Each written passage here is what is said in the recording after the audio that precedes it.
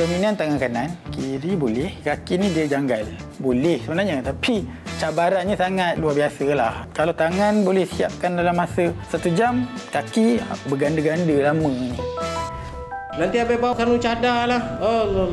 Mula buka beg dia satu baju pun tak ada. Memang malaikat hantar kepala abang betul-betul lah. Orang-orang yang nak jadi aktivis abang kata mental mau kuat, hidung pun mau kuat, pandangan mata pun mau kuat.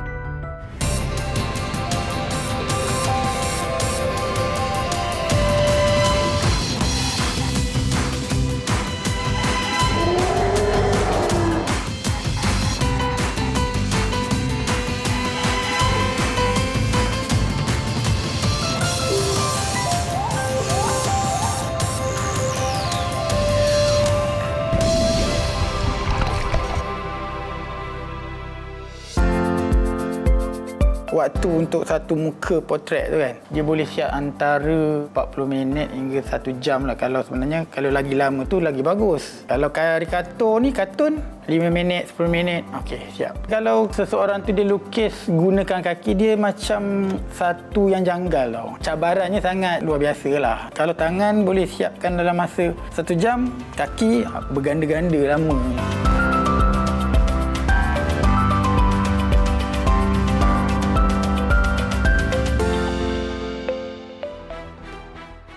Seni itu halus dan luas. Pelbagai medium dan cara boleh digunakan untuk menghasilkan karya dengan motif dan maksud yang tersendiri. Setiap daripadanya menzahirkan kepribadian penciptanya selain menunjukkan kemampuan dan teknik tersendiri.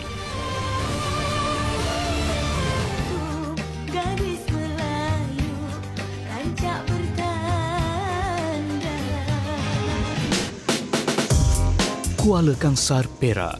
Dataran lembah Sungai Perak merupakan antara lokasi yang menjadi pilihan Muhammad Saiful Baharum Shah, guru seni di sebuah sekolah di Manjung bagi mengasah bakat seninya.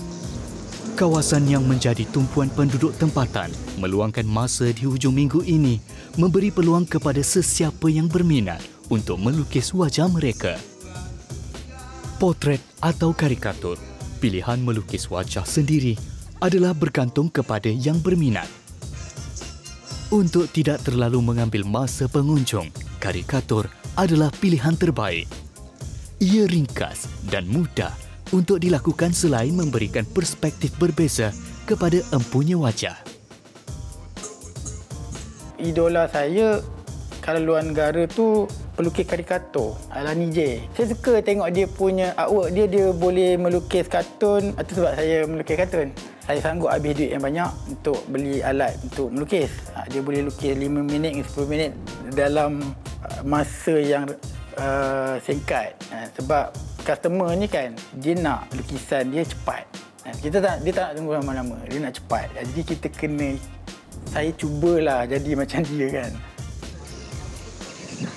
Oleh kerana minat, di samping bertujuan mengasah bakat, bayaran untuk karikatur yang telah dihasilkan ternyata rendah. Dan kadangkala, ia dilakukan secara percuma.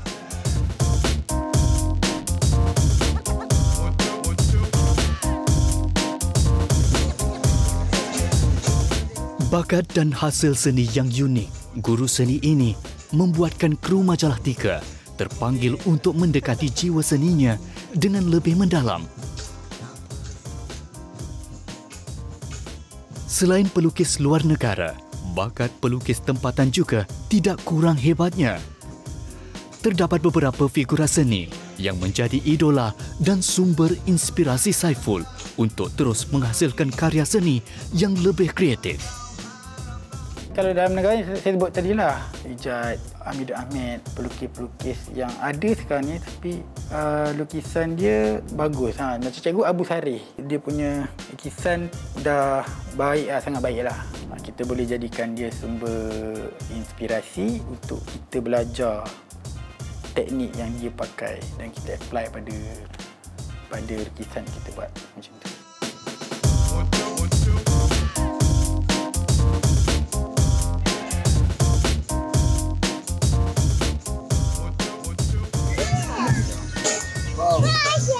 Wow. Bolehlah kartun. Siap.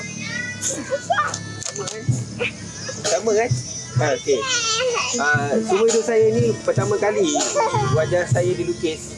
Dan inilah hasilnya. Saya puas hati sebab saya nampak kurus dalam gambar ni. Walaupun kata Cikgu Saiful ni lagatun, tapi saya puas hati sebab saya nampak kurus. Tapi ini hanyalah salah satu daripada bakat Cikgu Saiful. Yang lagi satu, sebenarnya Cikgu Saiful ada satu lagi bakat yang luar biasa. Nak tahu apa?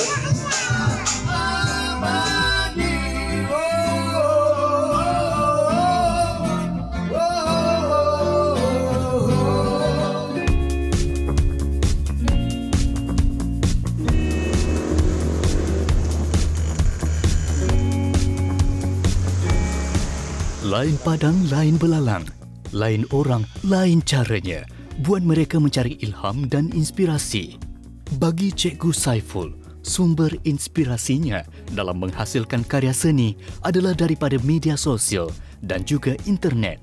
Ini kerana capaiannya adalah lebih meluas dan pelbagai serta mudah diperolehi. Selain kerja hakiki sebagai pendidik, dia juga kini aktif menerima tempahan menggunakan pelbagai medium dan cara. Permintaan yang sering diterima ialah untuk melukis potret wajah individu dan juga keluarga. Waktu untuk satu muka potret tu kan, dia boleh siap antara 40 minit hingga 1 jam lah. Kalau sebenarnya kalau lagi lama tu lagi bagus, lebih detail, realistik kan. Muka tu real macam muka dia kan, lagi lama lagi bagus. Kalau karikatur ni, kartun 5 minit, 10 minit, okey, siap. Tapi muka tu tak boleh kita expect boleh real macam realistik macam potret lah kan. Kita boleh tahu itu kartun. Semakin mendapat perhatian, permintaan yang datang tidak pernah berkurang, malah bertambah hari demi hari. Namun hasil karya seni halus ini tidak boleh dipaksa. Masa dan ketenangan adalah gabungan istimewa dalam menghasilkan karya yang berkualiti. Permintaannya banyaklah. Jadi bila dah banyak ni, kita tak boleh nak siapkan satu karya tu ataupun tempahan tu dalam masa yang singkat. Yang ada sekarang ni pun tak siap lagi. Dah berbulan-bulan pun tak siap lagi. Tapi dia orang faham. Kekangan waktu kita sebagai seorang guru tu memang ada kekangan lah. Ada kekangan. Tapi dia orang faham, dia orang nak hasil tangan kita tu kan, hasil tangan saya tu. Dia orang sanggup tunggulah. Itu je. Dalam mempelbagaikan lagi hasil karya dan menguji keupayaan diri, Cikgu Saiful juga terbuka untuk mencuba kebarangkalian baharu dalam menghasilkan potret. Selain anggota dominan, iaitu tangan kanannya, tangan kiri dan kaki juga semakin aktif dan boleh berfungsi dengan atur gerak tersendiri. Dan dominan tangan kanan. Tangan kiri boleh, tapi kaki ni dia janggal. Kena banyak latihan. Dan memang sebelum saya nak lukis satu artwork kan, karya lukisan yang menggunakan satu kaki, banyak dah kertas yang saya dah bazir kan untuk buat latihan tu.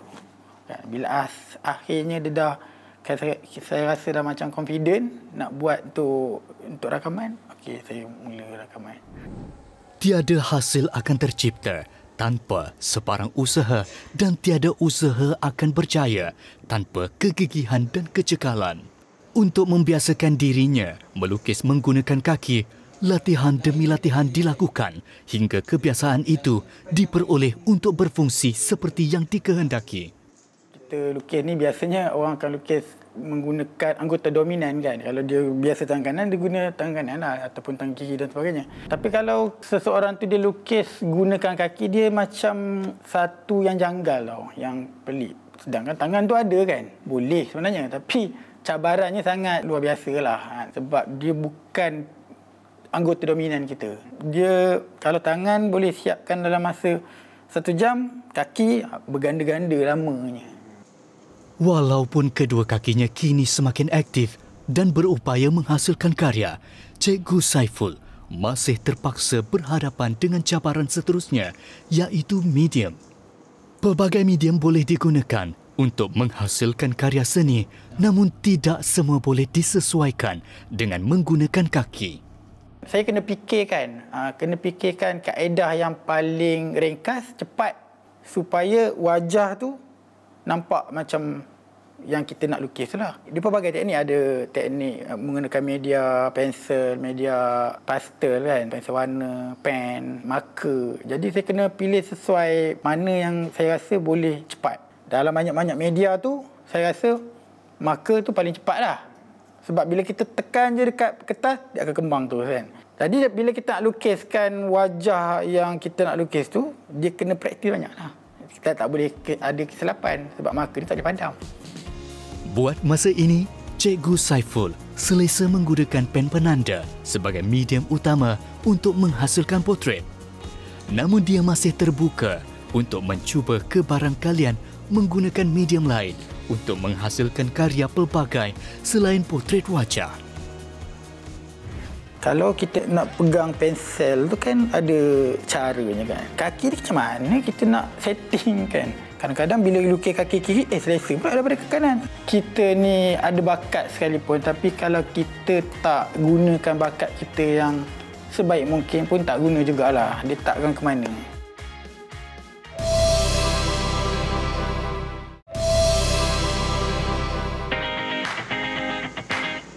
Kuala Kangsar.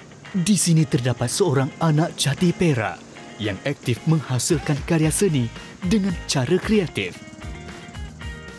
Muhammad Saiful Baharumsyah, seorang guru pendidikan seni, berupaya menghasilkan potret menggunakan kaki. Menggunakan pen penanda sebagai medium utama, figura ternama dunia dan negara berupaya dilakar dengan jayanya. Kontur kaki berlainan dengan tangan dan saiz jarinya juga berbeza. Untuk mengatasi masalah penetapan pen, ia perlu dibantu dengan pita pelekat. Kalau kita nak pegang grip, nak pegang pensel tu kan ada caranya kan. Kaki ni macam mana kita nak setting kan. Jadi kena kepitkan kat ibu jari kat situ. Kadang-kadang kita rasa macam tak sesuai tegak macam ni, kena serong tegakkan kedudukan pensel tu menegak sikit ataupun menyengit sikit. Kena lilit dengan gam kan, bagi dia cekaman tu lebih kuat. Kadang-kadang bila lukis kaki kiri, selesa pula daripada ke kanan. Sebab setting pen tu, pensel tu kan tak kena dengan kaki tu kan. Menurut Cikgu Saiful, melukis menggunakan kaki memberi cabaran terhadap masa yang diambil untuk melengkapkan sesebuah potret. Sekurang-kurangnya, 3 hingga 4 jam masa diambil untuk menghasilkan sebuah potret bergantung kepada perincian lakaran. Terbaru, video melukis menggunakan kedua kaki dan tangan ini turut dimuat naik ke laman media sosial untuk perkongsian dan mendapat perhatian ramai. Namun ramai yang keliru dan beranggapan bahawa ia dilakukan secara serentak. Dia bukan semua jalan serentak. Dia sebenarnya tangan kanan, tangan kiri. Okey, tangan kanan lukis mata, dah selesai mata, tangan kiri lukis mata. Kaki kanan lukis mata, kaki kiri lukis mata. Dah selesai baru kita pergi ke hidung. Lepas tu hidung. Bila semua dah selesai, semua siap dalam masa 7 jam, 8 jam tu, kita lajukan video. Bila lajukan video tu, orang nampak dia macam jalan serentak. Dia sebenarnya tak jalan serentak. Boleh jalan serentak, part macam dekat ni rambut, ni pun rambut. Boleh. Kan? Baju warna hitam, satu color. Ataupun ini warna biru, ini warna kuning, contoh. Boleh jalan serentak, tak ada masalah. Boleh part-part. Kalau part yang hidung, mata tu, detail tu, kita kena bagi tumpuan. Tapi bukan maksudnya tangan kanan kiri semua. Macam mana kita nak tengok dalam tu kan? Kita kena bagi tumpuan juga. Tapi dalam masa yang sama 7 jam tu jalan serentak. Yang itu orang tak boleh buat. Antara cabaran lain dalam menghasilkan karya menggunakan kaki ialah lenguh otot. Lebih terperinci sesebuah potret, lebih lama dia terpaksa membongkok. Ini kadang-kala memberi kelenguhan kepada otot belakang dan peha dan membuatkan masa untuk menghasilkan potret bertambah. Jika dilihat secara dekat, ia mungkin kelihatan tidak terlalu kemas. Namun hasil seni itu tidak kesemuanya dihasilkan dengan teliti dan sempurna. Seni halus itu abstrak dan pandangan masing-masing nyata berbeza.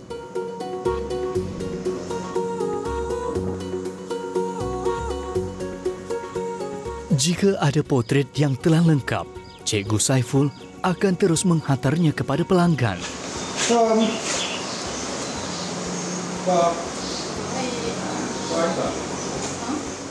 Pelanggannya pada kali ini menempah potret keluarga ketika sambutan Hari Raya untuk disematkan sebagai kenangan.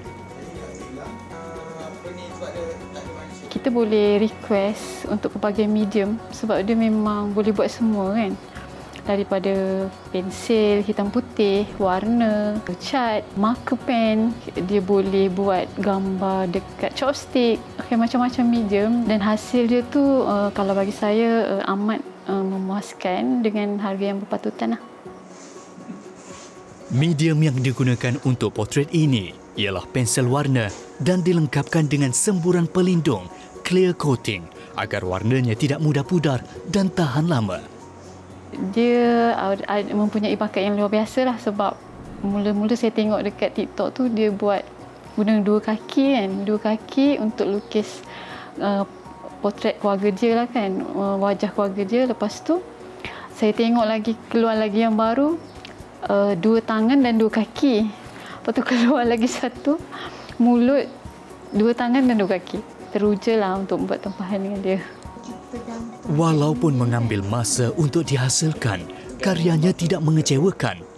Mengerti akan kekangan dihadapi, Nur Hafizah sentiasa berharap agar usaha dilakukan Cikgu Saiful sentiasa berterusan. Semoga terus cemerlang dalam bidang yang diceburi ke peringkat yang lebih tinggi yang diidamkan. Semoga terus menabur ilmu untuk anak-anak didik beliau. Dan semoga dapat menggembirakan orang-orang sekeliling dengan hasil karya beliau. Gambar ini mungkin telah diambil secara digital, namun untuk ia dihasilkan kembali secara fizikal dan dibingkaikan, pastinya memberi nilai tersendiri kepada Nur Hafizah dan ahli keluarga.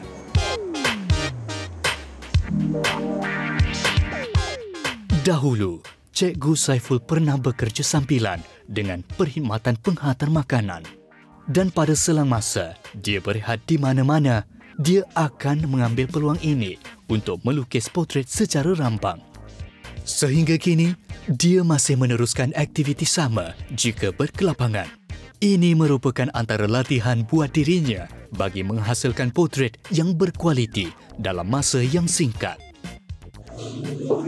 Baik, selain daripada melukis di dataran lembah Sungai Perak, salah satu aktiviti Cikgu Saiful ialah untuk berada di mana-mana restoran ataupun kedai mamak dan memilih mana-mana individu secara random, secara rambang untuk melukis potret individu tersebut. Dan target kita pada kali ini ialah seorang individu ini di hadapan ni dan nampak gayanya Cikgu Saiful pun dah siap untuk potret. Mari kita lihat reaksi tuan punya badan.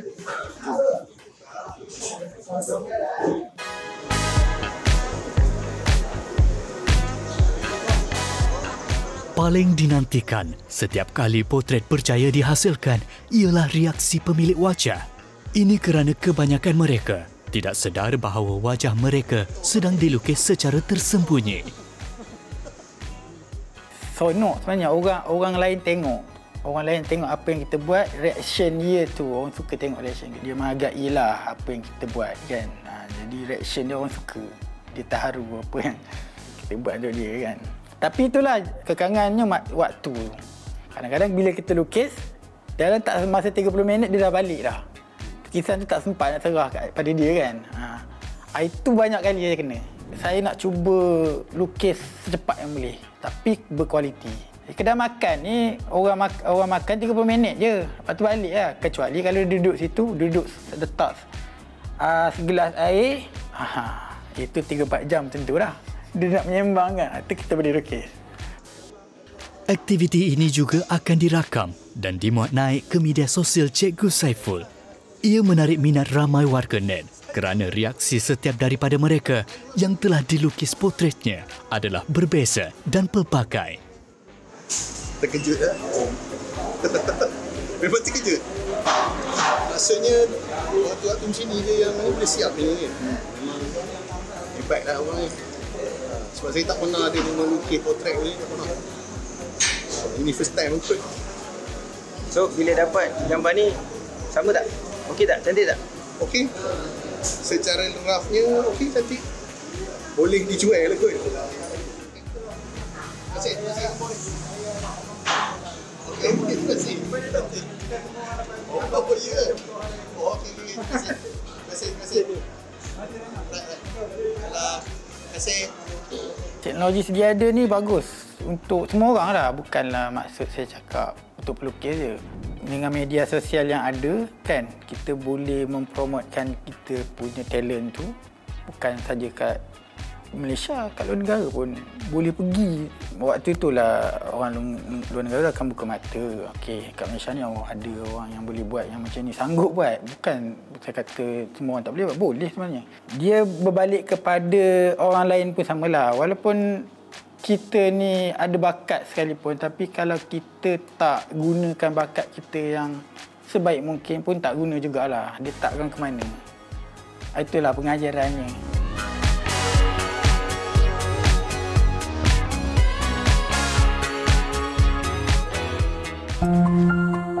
Seni itu halus, seni itu abstrak.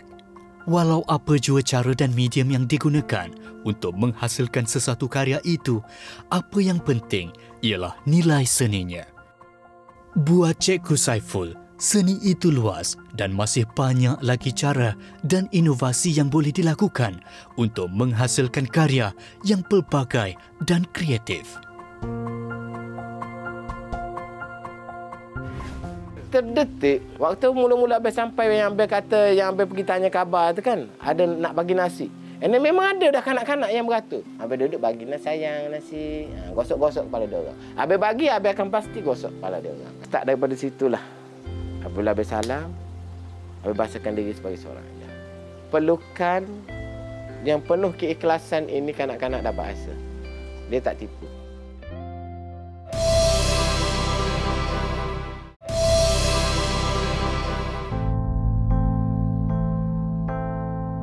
Mereka ini bukan gelandangan, tapi mereka ini adalah asnaf fakir yang menghuni bilik-bilik di sekitar lorong Haji Taib 1 dan lorong Haji Taib 2. Abang berada bersama mereka.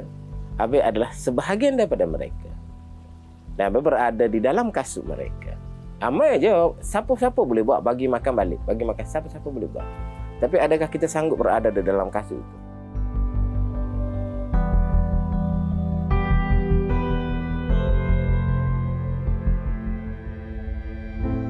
Kuala Lumpur, di sebalik kepesatan pembangunan dan kerancakan ekonomi, tidak semua warganya dapat menggapai hidup impian kota. Pinggir gemerlap cahaya kosmopolitan, ramai yang hidup serba daif. Komuniti miskin bandar ini masih gigih mencari rezeki. Namun hasil yang diperoleh tidak cukup untuk menampung kehidupan. Survival menjadi rutin harian mereka. Tanpa wang, akses kepada keperluan asas seperti makanan, kesihatan, pembelajaran maupun tempat tinggal terbiar begitu sahaja. Mereka bukan gelandangan, tetapi dengan bilik sewa yang panas, asnaf kota ini lebih selesa berada di luar hingga lewat malam. Saudara-saudari, selamat datang ke Lorong Haji Taib, Chowkir. Seabad lalu, kawasan yang dinamakan sepenuh pedagang penting dalam sejarah awal Kuala Lumpur, tempat ini merupakan hak perniagaan yang maju. Aktiviti perniagaan di sini masih rancak hingga ke hari ini. Namun, imej kawasan ini lebih terkenal sebagai daerah lampu merah yang turut menjadi sarang penagih dadah dan judi, serta pelbagai unsur negatif yang menjadi duri dalam daging pembangunan ibu negara. Akibatnya, generasi yang lahir dan menetap di sini terpaksa harungi negativiti seperti isu sosial, institusi keluarga nan rapuh dan kemiskinan tegar. Namun, bantuan prihatin dari pelbagai pihak tidak pernah putus. Kali ini, saya diberi peluang untuk mengikuti salah seorang aktivis kemanusiaan yang giat menyantuni komuniti asnaf di sekitar Chowkir.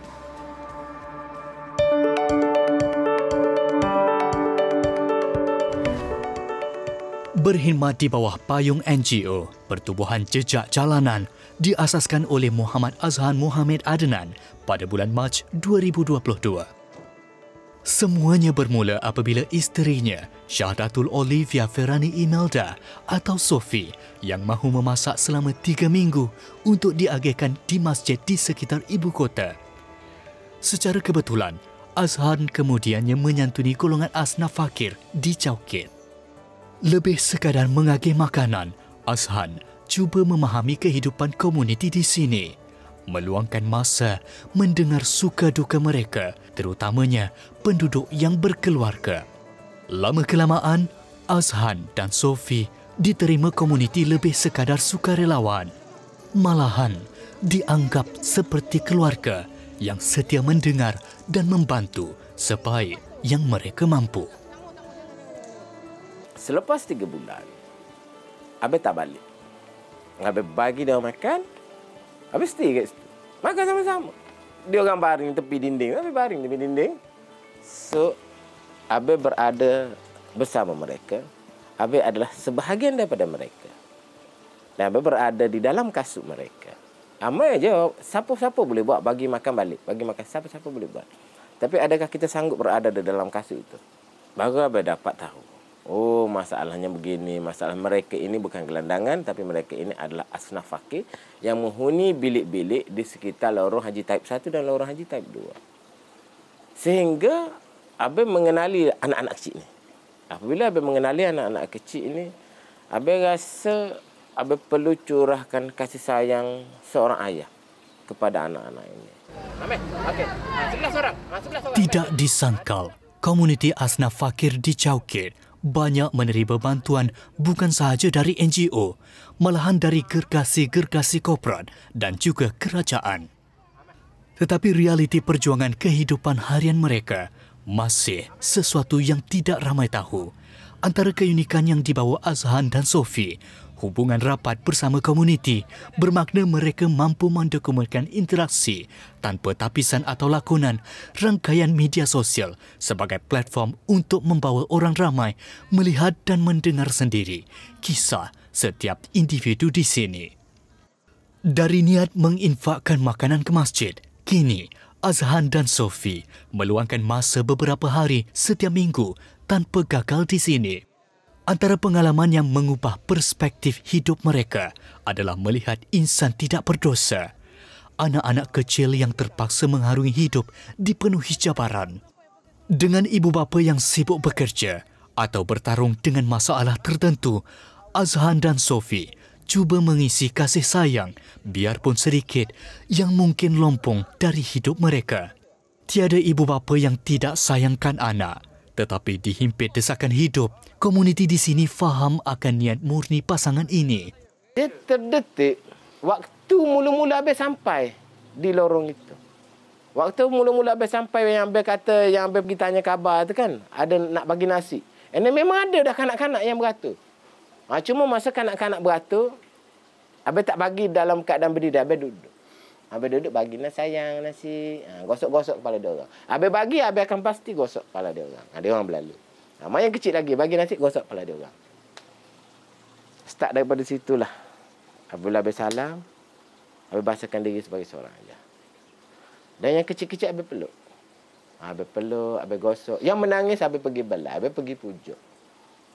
Jadi apabila Abang berjaya pujuk tu, dia orang jadi rapat.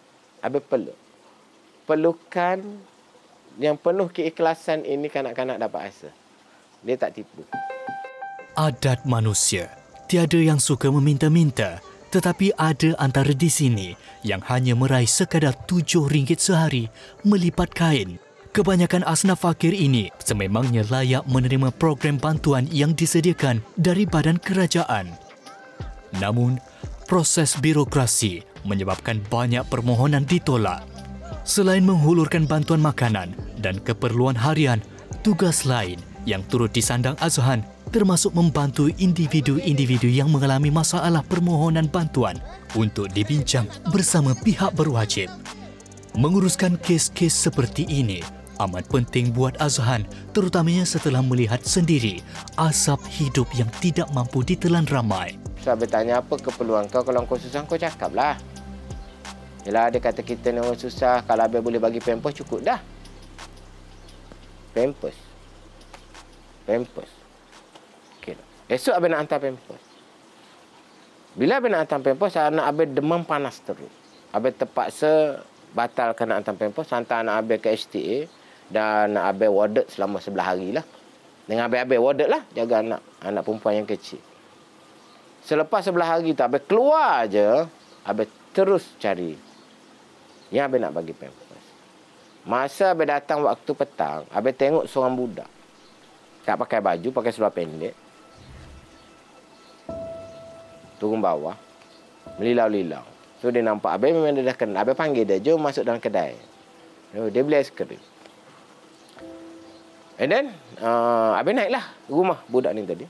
Rumah yang mak dia waktu malam, yang 11 hari lepas, yang Abang jumpa tengah nyusu anak. Dan Abang sangat sentap lah. Assalamualaikum. Masuklah. Alamak. Inilah bilik kami.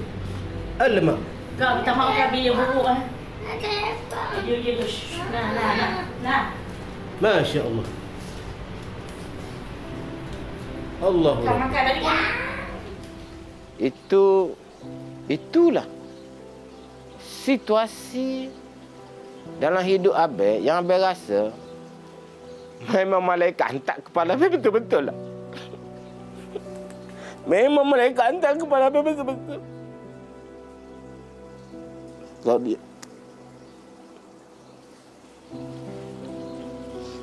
Abang ingat sampai hari ni,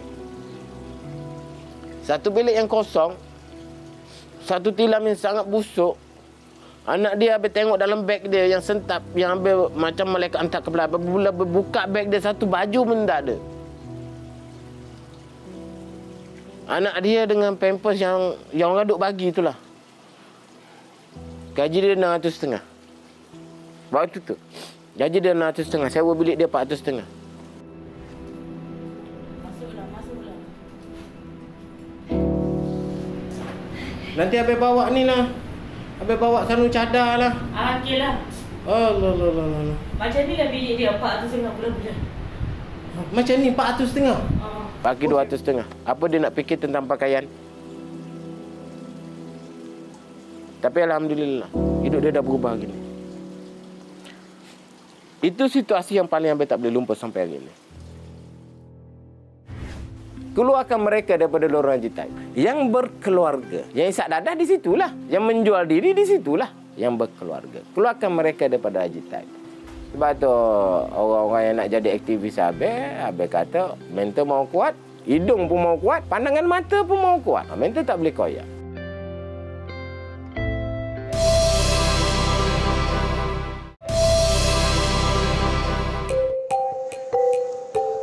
Kerja agihan selalunya dijalankan pada waktu malam. Memandangkan rakaman dijalankan pada bulan Ramadan, kami turut di Pelawa berbuka puasa bersama di lorong berhampiran yang tidak sibuk. Beban tugas Azhan dan Sofi turut dikongsi sukarelawan yang mengikuti pertubuhan jejak jalanan serta komuniti asnaf fakir sendiri.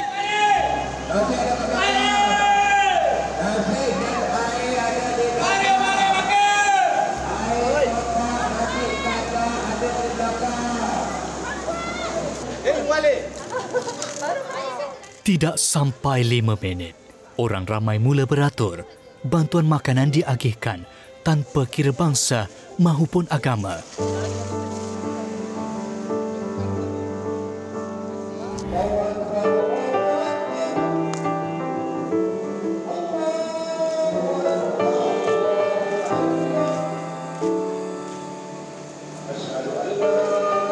Pertubuhan jejak jalanan mungkin masih setahun jagung, tetapi semangat untuk memperjuangkan nasib keluarga asnaf bagai memberi nafas baharu dalam usaha mencari jalan penyelesaian miskin tegar bandar. Azhan sentiasa bersedia untuk berbincang dan bekerjasama dengan pihak berkuasa untuk membebaskan keluarga dihimpit jerat caukit. Yang pertama, keluarkan mereka daripada lorong Haji Taib. Yang berkeluarga, yang isak dadah di situlah. Yang menjual diri di situlah. Yang berkeluarga. Keluarkan mereka daripada Haji Taib. Dan function siapa nak keluarkan mereka daripada Haji Taib? Satu badan kerajaan yang mempunyai rumah. Tak payah habis sebutlah. Semua orang tahu. Susah ke nak cari dia orang? Tak susah. Nak cari dia orang sangat tak susah. Sekiranya berlaku dalam keadaan telus, pergi ke Mawib. Minta penduduk lorong Haji Taib 1 dan 2. Database semua ada di situ. Bagilah rumah. Tak ada orang yang sanggup berada di bilik begitu. Tak ada orang. Tak ada manusia. Abang nak bagi tahu. Abang nak bagi tahu lah. Abang mungkin boleh bertahan di situ. Banyak orang yang abang bawa nak melawat bilik tak tahan 5 minit. 5 minit keluar dah. Baunya kita tak boleh tahan. Nak masuk mata memandang dengan lidah kotor pun kita tak boleh tahan. Bau apatah lagi. Dengan keadaan persekitaran itu. Memang kita takkan tahan. Tapi Alhamdulillah abang boleh tahan. Sebab tu orang-orang yang nak jadi aktivis abang kata mental mau kuat. Hidung pun mau kuat. Pandangan mata pun mau kuat. Mental tak boleh koyak. Biarpun isu ekonomi komuniti ini bagai tiada penghujung, usaha berterusan aktivis kemanusiaan amat penting, terutamanya buat anak kecil di sini. Ya Allah, ya Tuhan, jadikanlah anak-anak Cawkit ini anak-anak yang beriman dan bertakwa dan berjaya di masa hadapan. Jika benar-benar dihayati, semangat waris keluarga Asnaf di sini amat kental. Jika tidak terheret bekerja, menyara keluarga seawal usia 10 tahun, mereka berpotensi mengubah nasib keluarga. Selesai solat, tugas diteruskan dengan agihan keperluan asas pula. Okey, ibu-ibu yang ada bilik, yang memasak, boleh buat barisan di sana. Kesedihan melihat pandangan mata anak-anak Asnaf fakir menjadi pencetus kerja amal buat Azhan dan Sofi. Walaupun tidak mempunyai tenaga kerja besar, sokongan yang mereka peroleh sejak jejak jalanan ditubuhkan banyak meringankan beban. Menentang rintangan hidup yang amat sukar setiap hari, setiap satu daripada mereka, tidak kira usia, amat tabah, bijak dan mempunyai semangat juang yang tinggi untuk mengubah hidup. Kisah yang didokumenkan Azhan dan Sofi menjadi bukti kecekalan manusia dan harapan utuh menanti sinar di hujung pelangi. Selain nikmat asas seperti rumah yang selesa, harapan terbesar yang masih didambakan, peluang sama rata. Jika bukan untuk ibu bapa, cukuplah buat anak kecil mereka. Siapa tahu, berkat usaha Azhan dan komuniti sukarelawan lain, tidak mustahil anak Cawkit mampu memimpin negara.